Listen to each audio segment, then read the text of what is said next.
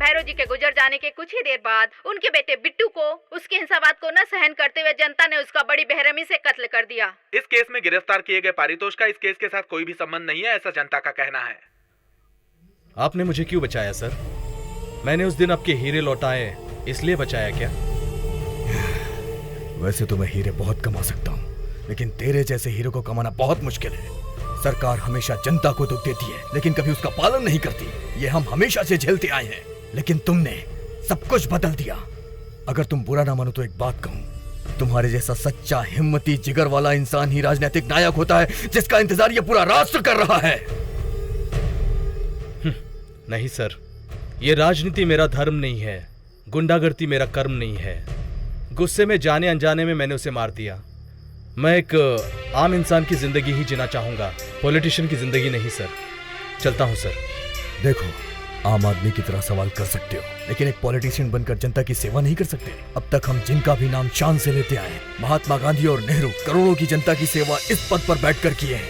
इतना ही नहीं, इतने बड़े बिजनेसमैन टाटा राजनीतिक बल से ही हमारे इस राष्ट्र की सेवा कर रहे हैं। तुम्हारी इस ईमानदारी को देख के मैं अपनी कंपनी में तुम्हें नौकरी देकर अपने पास रख सकता हूं, लेकिन तुम्हारी जरूरत सिर्फ मुझे नहीं, तुम्हारी जरूरत मेरे साथ साथ इस पूरे राष्ट्र को है। प्लीज एक बार सोच लो। मुझे सोचने का टाइम दीजिए।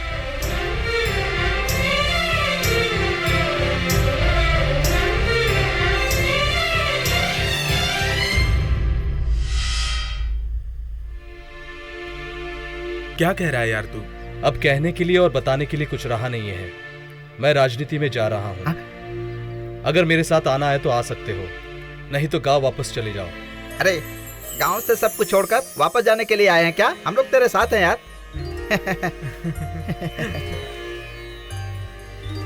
क्या हुआ, तुम बात नहीं कर रही हो? बात करने जैसा क्या है? तुम कुछ भी करोगे सब कुछ अच्छा ही करोगे, और वैसे भी मुझे तुम पर पूरा भरोसा है माय डियर महेश।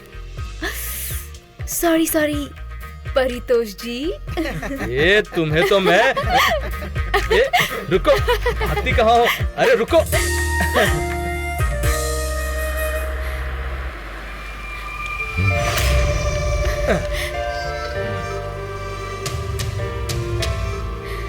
चलो निकलो।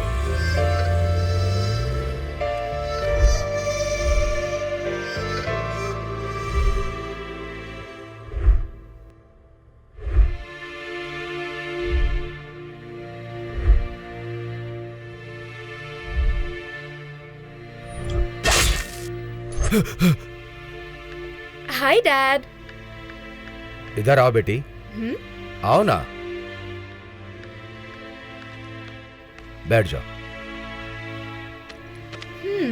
What dad? मैंने तुम्हारे लिए एक रिश्ता ढूंढा है बेटी। ऐसे क्यों देख रही हो बेटी? तुम किसी से प्यार करती हो क्या? डैडी वो कोई बात नहीं, बताओ बेटी, कौन है वो जो तेरे दिल को चुरा कर बैठा हुआ है? उसका नाम परितोष है। उसका नाम दोबारा लिया तो तुम्हारी जबान खींच लूंगा।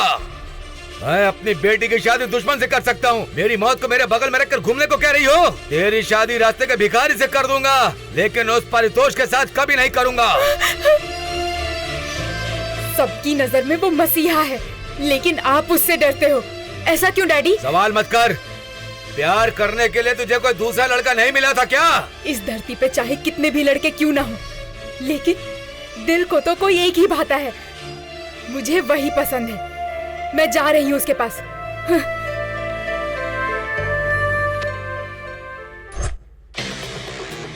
24 आवर्स टीवी शो में आपका स्वागत है। जैसा कि आप जानते हैं कि हमारे प्रदेश के सीएम की मौत हो चुकी है और उसकी वजह से सारी पार्टियों ने तय किया है कि दोबारा से चुनाव होंगे, और इस चुनाव के होने से दोनों ही पार्टियां प्रचार में जुटने वाली हैं। सर, कुछ लोगों का कहना है कि आप पॉलिटिक्स में आ रहे हैं, कुछ लोगों का कहना है पॉलिटिक्स में नहीं आ रहे हैं। इसमें सच क्या है, हमें बताएंगे सर? पहले जो सुना वो सच है। सर्वधर्म समभाव और जातिवाद को हटा के आप अच्छा प्रशासन कर पाएंगे? नहीं, प्यार करूंगा। होम मिनिस्टर की बेटी के साथ आपका क्या रिलेशन है, बताइए सर। पवित्र प्यार का रिश्ता है उससे। आपके जीवन के सिद्धांत क्या है? ईमानदारी के रास्ते पर चलो। आजकल के सारे नेता आप ही की तरह से ईमानदारी की बात करते हैं, बाद में जनता के बारे में सोचना भी छोड़ देते हैं। तो फिर आप पर भरोसा कैसे करें सर?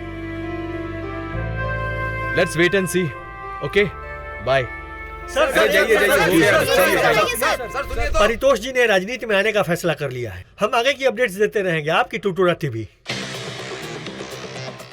इस बार होने वाले चुनाव में कैटरिंग करने वाला एक साधारण लड़का चुनाव लड़ रहा है। इस वजह से पार्टियों में हलचल मच गई है। और कितने साल वेट करूं भाई? वेट करते करते मेरे सारे बाल सफेद हो गए, लेकिन सीएम की कुर्सी अभी तक नहीं मिली। आपके तो सफेद हुए, मेरे ऊपर और नीचे दोनों की निकल गए।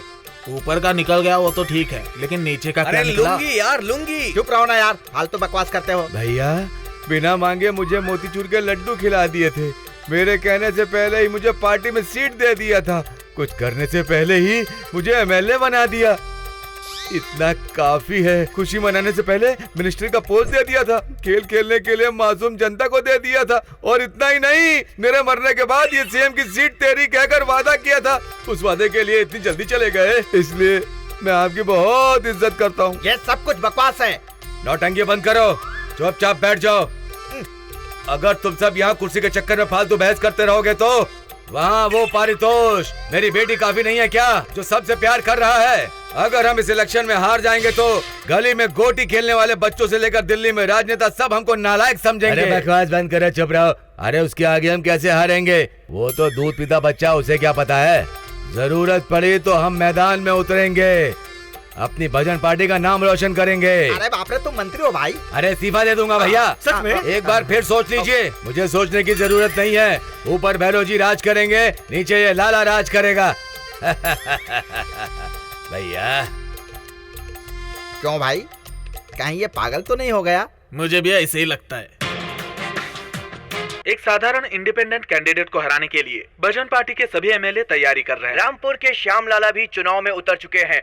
उन्होंने इस चुनाव की खातिर अपने पद से इस्तीफा दे दिया है, जिससे हड़कंप मच गई है। देश में राजनीतिक हड़कंप मची है। अब तक राजनीति में हार को नहीं देखने वाला श्याम लाला इस चुनाव का सबसे मजबूत प्रतियोगी बन गया स्वतंत्र है। उम्मीदवार पारितोष जी। पल भर में बदलने वाली राजनीति में कुछ भी हो सकता है। जीत किसकी होगी, चलिए देखते हैं। सारी पार्टियां पूरे जोर शोर से प्रचार में उतर चुकी हैं। परितोष जी हमारे एमएलए होंगे। परितोष जी जिंदाबाद! परितोष जी जिंदाबाद! परितोष को हम जिता के रहेंगे। परितोष अगर जीत गया तो समझो हमारा बेटा जीत गया। सुबह से ही मतदान में बहुत तेजी देखी जा रही है। हर पार्टी ये दावा कर रही है कि उसे बहुत अच्छे वोट मिल रहे हैं। देखते हैं आगे क्या होगा।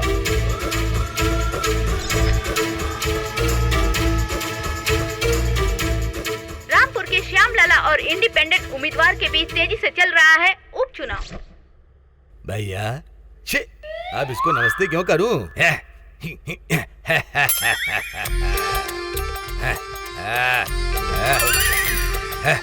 नमस्ते लाला जी। नमस्ते नमस्ते। वैसे इलेक्शन तो हो गया है ना, फिर हमारे जीतने की कोई सूचना है क्या? What are you talking? अरे बाप रे बाप। नतीजा कुछ भी रहा हो कोई फर्क नहीं पड़ता। राष्ट्र में खून की नदियां बह जाएंगी। ऐसा होगा क्या? ऐसा नहीं होगा। इस बार लाला ने पंगा लिया तो पापड़ बना दूंगा। तुम जाकर प्रमाण वचन की तैयारियां करो। हाँ। मैं दिल्ली जाकर शील्ड कवर में सीएम की सीट लेकर के आता हूँ। हाँ ठीक है। गांव बसा नहीं कि भिखारी आ गए। आगे देखते हैं क्या होगा। इस बार तो सीएम की कुर्सी पर मैं ही बैठूंगा। इलेक्शन की वोट काउंटिंग शुरू हो चुकी है। रिजल्ट्स आने से पहले श्याम लाला अपनी जीत का दावा कर रहे हैं।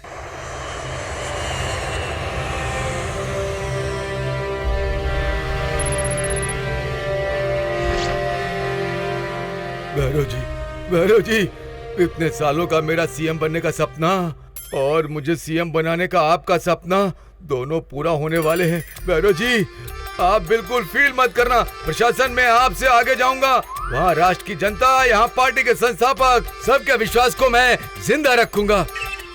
भाईजान जी,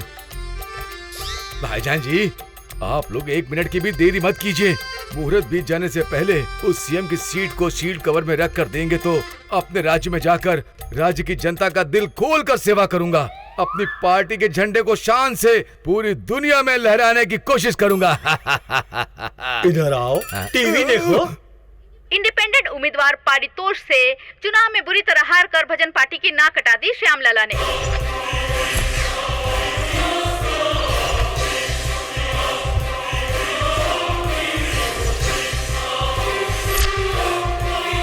एमएलए परितोष जी जिंदाबाद, एमएलए परितोष जी जिंदाबाद, एमएलए जिंदाबाद। भाई, आपके एमएलए बनने की खुशी में हम सब बस्ती में जश्न मनाएंगे। अच्छा, बहुत खुशी की बात है। भाई, ये खुशी की बात नहीं है, हमारे लिए बहुत खुशी की बात है। आप हमारे बड़े भाई हो। लाओ, दो मुझे।